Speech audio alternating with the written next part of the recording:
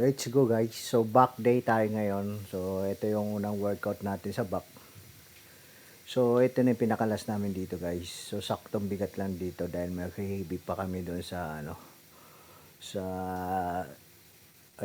ano lat pull down. Pero sa likod naman tayo. Okay.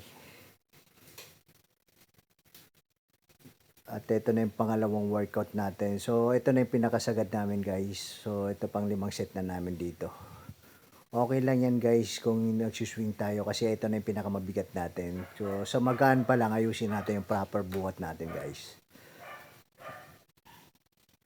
Yan. So mabigat na to guys dahil sinagad ko na.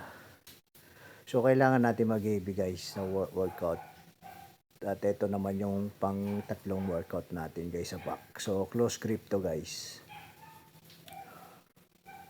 Let's go. Yan. So, kumakapal na naman yung back natin guys. So, yan.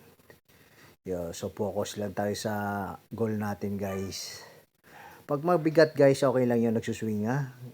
Pero pagka magaan, doon natin ayusin yung proper na reps natin at pagbubuhat.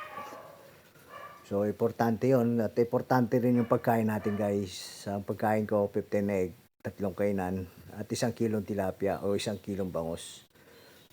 O kaya chicken breast. So, yun lang guys ang kinakain ko everyday.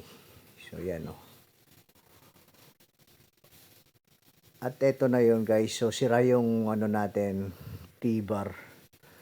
So, dito tayo nag-close sa ano na to, cable. Parang T-bar din to guys. O, kasi nasira kasi yung T-bar dito sa gym na pinag-workoutan natin. So, kaya kailangan marunong tayo sa mga workout para pagka hindi pwede yung ginagamit natin, meron tayong reserva. At ito na yung pang ano namin guys, pang 5 workout natin. So yung panghuli namin guys, hindi namin nakuha ng video ay yung dumbbell, yung single.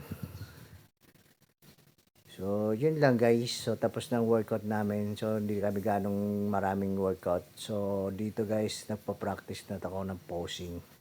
Ito, yan o. So flex tayo guys, let's go.